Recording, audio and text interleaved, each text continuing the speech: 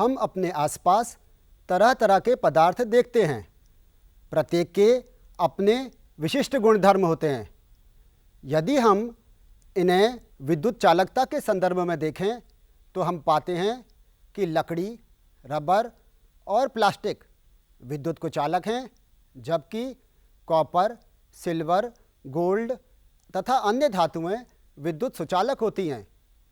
धातुओं में विद्युत धारा का चालन इलेक्ट्रॉनों के द्वारा होता है। इसी प्रकार यदि हम यौगिकों की बात करें तो हम पाते हैं कि बहुत से यौगिक जैसे यूरिया, सुक्रोज, ग्लूकोज न केवल संगलित अवस्था में अपितु विलयन अवस्था में भी विद्युत के कुचालक होते हैं। ऐसे यौगिकों को विद्युत अनपघट्य कहते हैं। इसके विपरीत बहुत से ऐसे यौगिक हैं जो विलयन अथवा संगलित अवस्था में विद्युत धारा का चालन करते हैं। ऐसे यौगिकों को विद्युत अपघट्य कहते हैं। क्या अम्ल, क्षारक और लवण विद्युत सुचालक हैं अथवा कुचालक? आइए एक प्रयोग के द्वारा इनके स्वभाव को जानते हैं। आज के प्रयोग में हम यह दर्शाएंगे कि अम्ल, क्षारक और लवण विद्युत अपघट्य होते हैं। वे यौगिक जो विलयन अथवा संगलित अवस्था में विद्युत धारा का चालन करते हैं उन्हें विद्युत अपघट्य कहते हैं। ऐसे यौगिक विलयन अथवा संगलित अवस्था में धनायनों में और ऋणायनों में वियोजित हो जाते हैं। विद्युत अपघट्यों में विद्युत धारा का चालन इन्हीं आयनों के कारण होता है। इस दौरान ऐसे यौगिकों का अपघटन भी हो जाता है। कोई विलयन विद्युत धारा का चालन कर रहा है अथवा नहीं, इसके लिए हम एक विद्युत परिपथ बनाते हैं जिसमें एक बैटरी और एक बल्ब भी होता है। आइए प्रयोग के द्वारा इनकी प्रकृति को जानते हैं।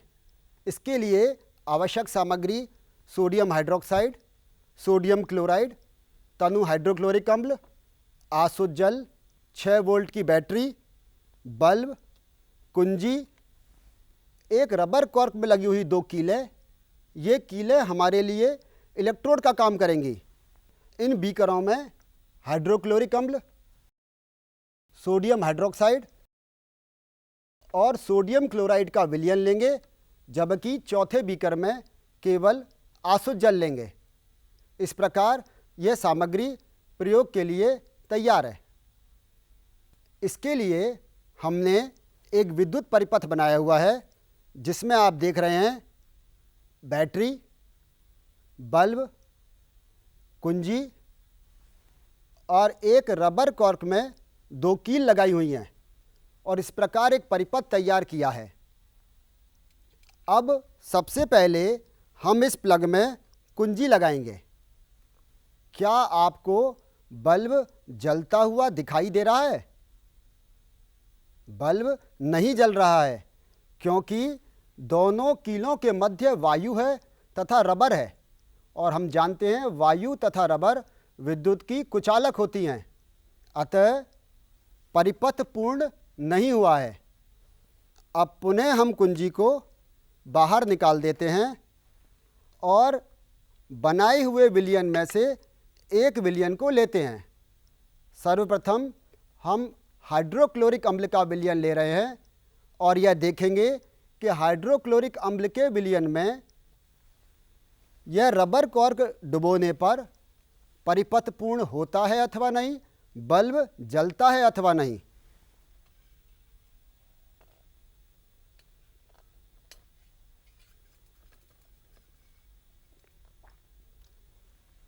यह हमने विलयन में अपने इलेक्ट्रोड्स डुबो दिए हैं। अब हम इस परिपथ में प्लग में कुंजी लगाते हैं। आप देख रहे हैं बल्ब जल रहा है, अर्थात यह हाइड्रोक्लोरिक अम्ल का विलयन विद्युत का सुचालक है, क्योंकि परिपथ में इसे जोड़े जाने पर बल्ब जल जाता है। अब वापस कुंजी को बाहर निकालेंगे। एक जल से भरा बीकर लेते हैं। इस इलेक्ट्रोड को प्रत्येक बार काम में लेने के उपरांत जल से धोएंगे और धोने के उपरांत फिल्टर पत्र पर रखकर सुखा लेंगे ताकि दूसरे विद्युत अपघट्य के लिए यह तैयार हो जाए। अब इस प्रथम विद्युत अपघट्य को हटा देते हैं। अब हम परिपथ में दूसरा विलयन काम में लेंगे जिसमें सोडियम हाइड्रोक्साइड घुला हुआ है। इसमें 100 ml जल में लगभग 15 से 20 पैलेट्स घोली हुई हैं। इस इलेक्ट्रोड को सोडियम हाइड्रोक्साइड विलयन में डालकर यह देखेंगे कि बल्ब जलता है अथवा नहीं।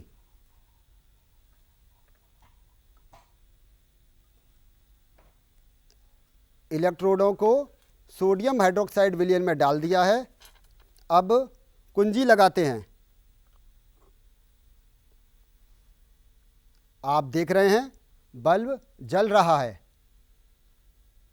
सोडियम हाइड्रोक्साइड विलयन लेने पर परिपथ पूर्ण हो जाता है तथा बल्ब जल जाता है। अब पुनः जल से भरा हुआ बीकर लाएंगे। इन इलेक्ट्रोडों को बाहर निकालकर पुनः जल में धोएंगे और फिल्टर पेपर पर सूखने के लिए रख देंगे। अब हम तीसरे बीकर में, जिसमें सोडियम क्लोराइड का विलयन बनाया हुआ है, काम में लेंगे।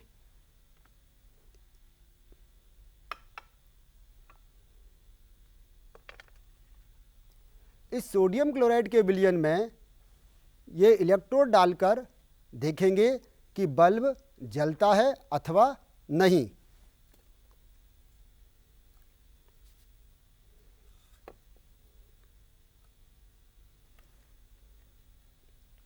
इलेक्ट्रोडों को सोडियम क्लोराइड विलयन में डाल दिया है।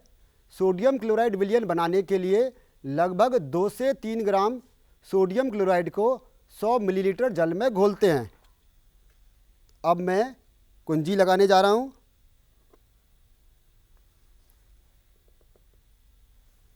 आप देख रहे हैं कि सोडियम क्लोराइड विलयन में इलेक्ट्रोड डालने पर बल्ब जल रहा है।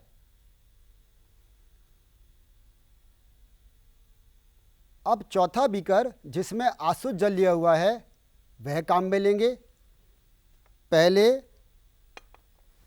इन इलेक्ट्रोडों को बाहर निकालकर जल से भरे बीकर में धो लेते हैं तथा सूखने के लिए फिल्टर पत्र पर रख देते हैं।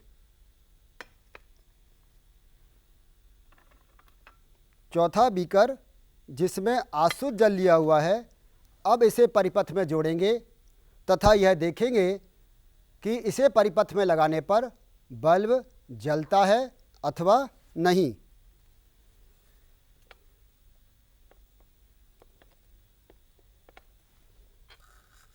अब हम कुंजी लगा रहे हैं और आप देख रहे हैं कि कुंजी लगाने पर भी बल्ब नहीं जल रहा है।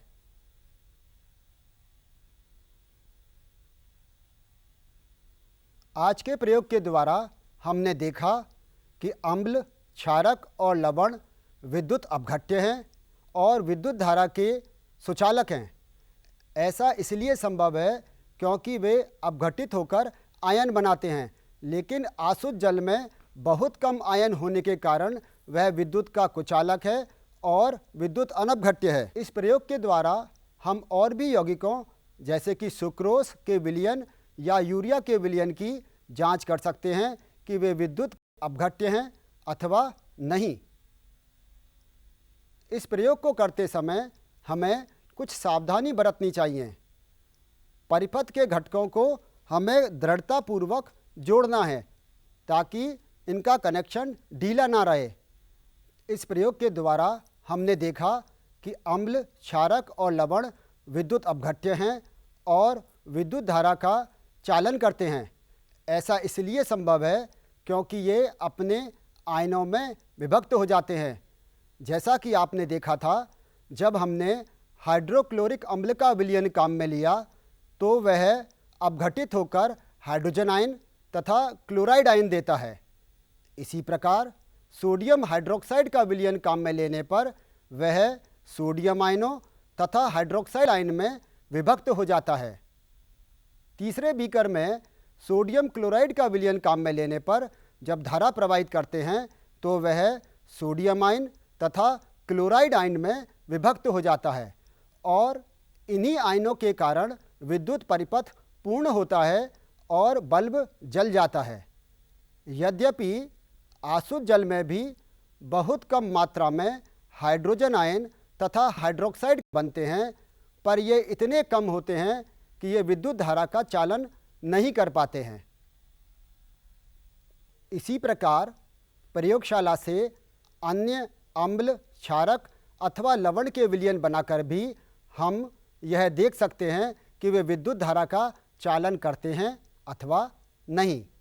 इसी प्रकार आप प्रयोगशाला में अन्य अम्ल, क्षारक अथवा लवण के विलयन बनाकर यह देख सकते हैं कि वे विद्युत अपघट्य हैं अथवा नहीं, अर्थात उन्हें विद्युत परिपथ में लगाने पर बल्ब जलता है अथवा नहीं। हाइड्रोक्लोरिक अम्ल का विलयन बनाने के लिए 100 मिलीलीटर जल में लगभग 5 मिलीलीटर तनु हाइड्रोक्लोरिक अम्ल लेना होगा। प्रत्येक परीक्षण के उपरांत और दूसरे द्रव में डुबोने से पूर्व कॉर्क को आवश्यक रूप से धोकर सुखा लें ताकि विलयन संदूषित ना हो। ध्यान रहे, यदि परिपथ में 6 वोल्ट का स्रोत उपयोग में लिया हुआ है तो 6 वोल्ट या 6 वोल्ट से थोड़ा सा अधिक का बल्ब काम में लें। यदि इससे कम वोल्ट का बल्ब काम में लेंगे तो बल्ब फूंक जाएगा। इस बल्ब की जगह हम अमीटर का उपयोग भी कर सकते हैं। इस प्रयोग में हमने हाइड्रोक्लोरिक अम्ल, सोडियम हाइड्रोक्साइड और सोडियम क्लोराइड के विलयन आसुत जल में बनाए थे और आपने देखा कि केवल आसुत जल विद्युत का कुचालक होता है। अतः हम यह निष्कर्ष निकाल सकते हैं कि इन विलयनों की सुचालकता इनके वियोजन से उपरांत प्राप्त आयनों के कारण है, ना कि आसुत जल के कारण।